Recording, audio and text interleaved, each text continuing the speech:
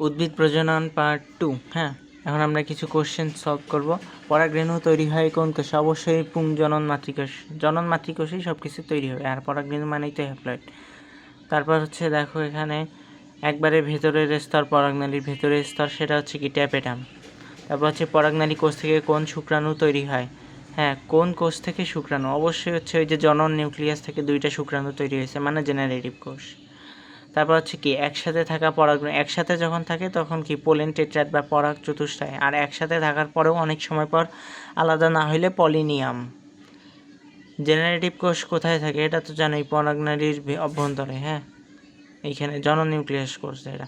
পরাগরেণু অঙ্কুরিত হয়ে পরাগনালী গঠন করবে। পরাগরেণুর ভেতরে পাতলা সেলুলোজ নির্মিত, ভেতরে হচ্ছে ইনটাইন, বাইরে এক্সাইন।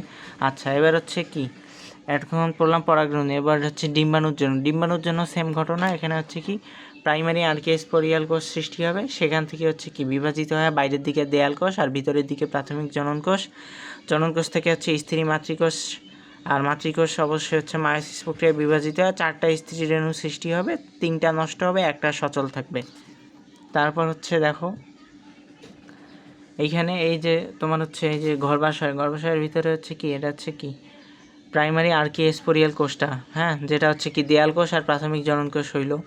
হ্যাঁ, এইটার চারপাশে যে কোষটা থাকবে, এই প্রাইমারি আর্কিওস্পোরিয়াল কোষের চারপাশে যে ত্বকটা থাকবে সেটা হচ্ছে কি নিউসেলাস। হ্যাঁ, নিউসেলাস। আর এখানে হচ্ছে কি প্রাথমিক জনন মাতৃকোষটা বিভাজিত হবে, একটা মাত্র, 3টা নষ্ট হবে, একটা ভালো থাকবে। এটা হচ্ছে মিওসিস প্রক্রিয়ায় 4টা এই যে হইলো, 3টা নষ্ট, একটা ভালো হইলো। এটা এই যে এইভাবে 2টা হইলো, 2টা থেকে 2 2 4টা হইলো, 4টা থেকে আবার 4 4 2টা থেকে আবার বিভাজিত হয় 4টা 4টা হইলো, এবং উভয় পাশ থেকে একটা করে আসে এই যে মাঝখানে সেকেন্ডারি গঠন করলো। আর এখানে ডিম্বাণু 2টা সহকারী কোষ, আর বিপরীত দিকে হচ্ছে প্রতিবাদ কোষ থাকবে। হ্যাঁ, আর এইটুকু হচ্ছে এই যে সহকারী কোষ সহ 2টা সহকারী কোষ সহ ডিম্বাণুকে হচ্ছে তোমার কি গর্ভযন্ত্র বলা হয়, বুঝছো?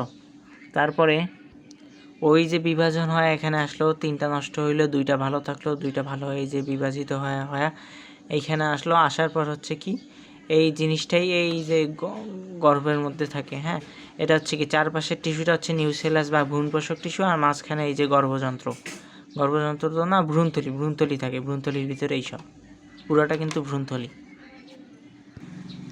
এখন এখানে আরও একটু বিস্তারিত, এই যে এইটুক হচ্ছে ভ্রূণথলি, এইটুক ভ্রূণথলি, চারপাশের কোষ আছে। এখানে আবার হচ্ছে কি এই যে ভিতরের স্তরটা হচ্ছে ইন্টাইন, বাইরের স্তরটা হচ্ছে কি এক্সাইন। এটা হচ্ছে নিউসেলাস বা ভ্রূণপোষক টিস্যু, এটা হচ্ছে কি ডিম্বক মূল। হ্যাঁ, এটা হচ্ছে পুরোটা গর্ভ, আর হচ্ছে কি এখানে ডিম্বক রন্ধ্র থাকে। হ্যাঁ, রন্ধ্র মানে কিন্তু পোরোগ্যামি, এই পাশ দিয়ে যখন ঢুকবে ডিম্বাণুগুলা, শুক্রাণুগুলা, তখন হচ্ছে পোরোগ্যামি বলা হয় এই যে রন্ধ্র। আর এইটা হচ্ছে কি অমরা দিয়ে হচ্ছে এই যে এখানে যাবে, এখানে এই যে ডিম্বক নাড়ি আছে। হ্যাঁ, এইটা হচ্ছে ডিম্বক নাড়ি, এটা হচ্ছে ডিম্বক নাভি। এখানে আসলাম, তারপর হচ্ছে আমার কি ডিম্বকের গঠনটা পুরোপুরি দেখবো। এখানে বোটার মতো অংশকে বলা হয় কি ডিম্বক নাড়ি। হ্যাঁ, এই বোটার সাথে হচ্ছে ডিম্বক হচ্ছে কি এই যে ডিম্বক নাড়ি, এটা হচ্ছে অমরার সাথে যুক্ত থাকে।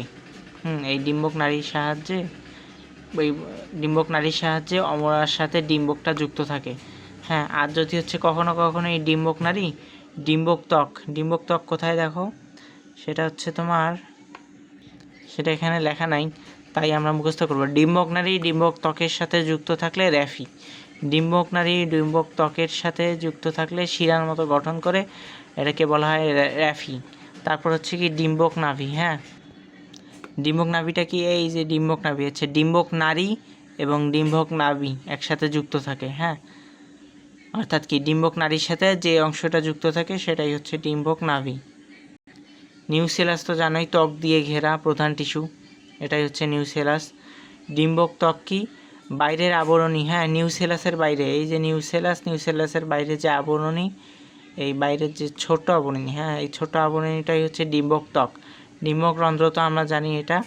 ডিম্বক মূল হচ্ছে কি ডিম্বকের গোড়ার অংশটা ডিম্বক মূল। ডিম্বক মূল কোনটা, এই যে বিপরীত দিকে এই যে গোড়ার অংশ, এটা হচ্ছে ডিম্বক মূল। হ্যাঁ, এখান থেকেই কিন্তু পরবর্তীতে ত্বক সৃষ্টি হয়, এটাকে কি বলা হয়, ক্যালাজা। ডিম্বক মূলটা হচ্ছে কি এই যে ক্যালাজা। হ্যাঁ, আর ডিম্বক রন্ধ্রের ইংলিশ কি মাইক্রোপাইল, বুঝেছো?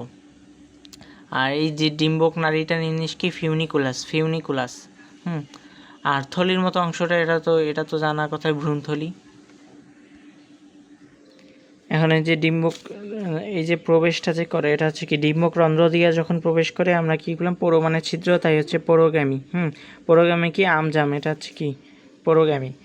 আর যদি হচ্ছে উপর দিয়ে ওই যে ঢোকে মূল দিয়ে ঢোকে তাহলে হচ্ছে কি ক্যালাজোগামী। ক্যালাজোগামী হচ্ছে ঝাউ, এই যে উপর দিয়ে ঢুকছে ক্যালাজোগামী, হ্যাঁ এটার নাম হচ্ছে কি ঝাউ। আর যদি ত্বক দিয়ে ঢোকে, ডিম্বক ত্বক দিয়ে ডিরেক্ট ঢুকে তাহলে হচ্ছে মেসোগামী, এই যে ত্বক দিয়ে ঢুকছে, এই যে টক দিয়ে ঘুরছে মেসোগামী। মেসোগামী হচ্ছে কি লাউ কুমড়া। এখান থেকে কিন্তু পরাগনালিকাগুলো হচ্ছে প্রবেশ করতেছে বিভিন্ন স্থান দিয়ে, তার জন্য এরকম নাম হয়েছে। হ্যাঁ, আর সেই পরাগনালিকা কিন্তু সেলুলোজ পেকটিন নিঃসৃত করে, তার জন্য হচ্ছে গলি যায়। হ্যাঁ, ভেতরের কোষ বিগলন করিয়ে পরাগনালী হচ্ছে যাওয়ার পথ সৃষ্টি করে।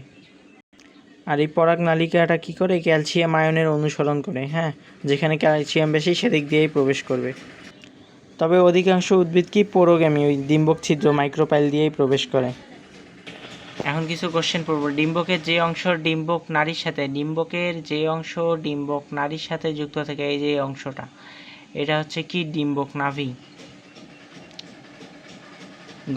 গর্ভাশয়ের অভ্যন্তরে যে বিশেষ ধরনের টিস্যু ডিম্বক ধারণ করে এটা হচ্ছে অমরা। হ্যাঁ, এই অমরাটাই কিন্তু হচ্ছে কি ডিম্বক ধারণ করছে।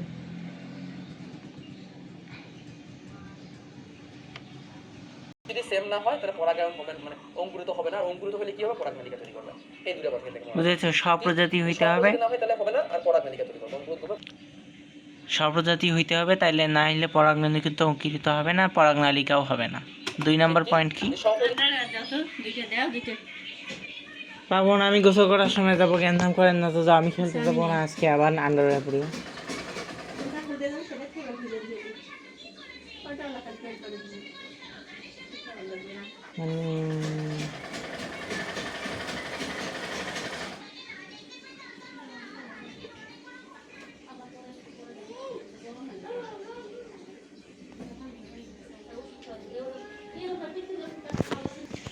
এখানে মনে রাখতে হবে যে জননিউক্লিয়াসটা আছে, এটা কিন্তু মাইটোসিস প্রক্রিয়ায় বিভক্ত হয় আর শুক্রাণু তথা কি পুংগামী সৃষ্টি করে। মাইটোসিস প্রক্রিয়ায় বিভাজিত হয় জননিউক্লিয়াসটা, হয় 2টা শুক্রাণু তৈরি করে।